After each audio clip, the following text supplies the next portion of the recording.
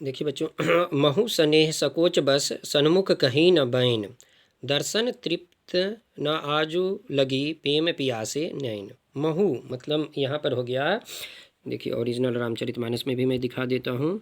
महु सनेह सकोच बस सन्मुख कहीं न बैन, दर्शन तृप्त न आज लगी प्रेम पियासे नैन। तृप्त तृप्ति होता है आजकल, तृप्त भी शब्द होता है लेकिन उसमें आधा प होता है, ठीक है। तो मैंने ये भाषा में भी बताया था कि हिंदी की 5 उपभाषा है, 18 बोली है, तो उसमें भी अवधी भी एक है। तो वर्तमान हिंदी जो है उसके जो शब्द हैं वो अवधी भाषा के भी आए हुए हैं। तो तृप्त जो है आजकल ये डिफरेंट वे में लिखा जाता है, ये भी मैं आपको लिख कर भेज दूँगा। महु स्नेह सकोच बस सन्मुख कहीं न बैन, मैं मतलब मैं जो है भैया राम के सामने जो है स्नेह मतलब स्नेह और सकोच मतलब संकोच से, शर्म से, ठीक है। सन्मुख कहीं न बैन, सन्मुख भी ये देखिए आधा न आजकल आता है। सन्मुख माने सामने, कभी मैंने जो है कुछ बोला नहीं, कभी मुँह खोला नहीं, ठीक है। दर्शन तृप्ति न आजू लगी प्रेम पियासे नहीं, कि आज तक जो है बचपन से वो एक परिवार में रहते हुए, एक साथ रहते हुए उनके दर्शन से जो है मेरी आंखें जो है तृप्त नहीं हुई है। तो यहाँ पर देखिए, जैसे हम आप मंगलवार को यदि मंदिर जाते हैं तो बजरंगबली को देखने जाते हैं कि दर्शन करने जाते हैं, तो निश्चित रूप से कहेंगे दर्शन करने जाते हैं।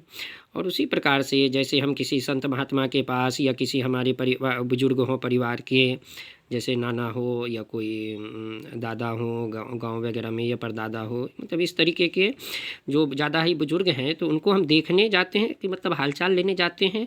लेकिन ये कहते हैं क्या, हम अपने सामाजिक परिवेश की सामाजिक परिवेश, सामाजिक संस्कार के अनुसार कि आपके दर्शन करने आए थे, ठीक है ना।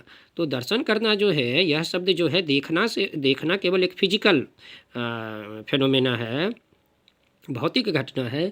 दर्शन करना जो है एक ये जो है श्रद्धा का विषय है, ठीक है ना। आस्था का विषय है, भक्ति का विषय है।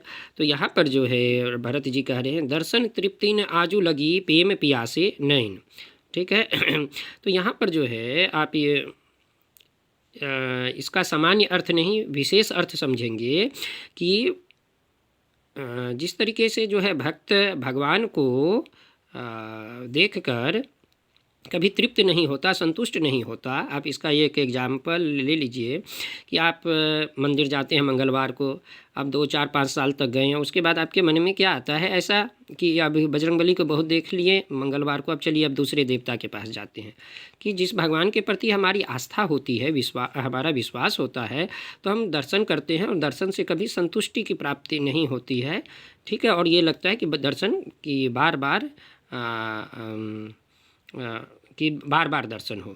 तो उसी प्रकार भरत जो हैं अपनी भक्ति को प्रकट कर रहे हैं, ठीक है ना, अपनी आस्था को, अपनी श्रद्धा को, अपने विश्वास को भैया राम के प्रति या भगवान राम के प्रति प्रकट कर रहे हैं, ठीक है बच्चों।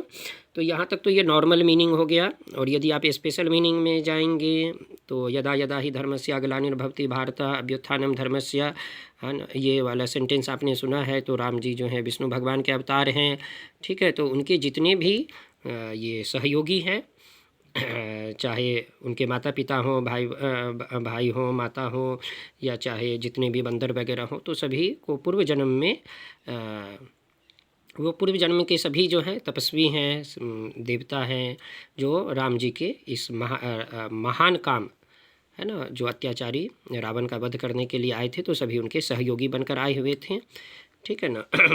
तो आपके सिलेबस के अकॉर्डिंग जो है इतना मीनिंग काफ़ी है, कुछ विशेष भी बताना चाहिए।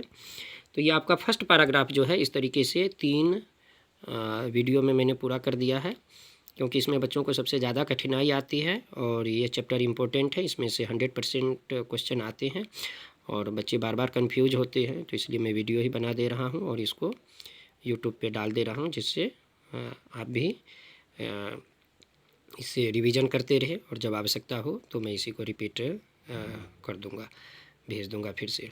ओके बच्चों, बाय।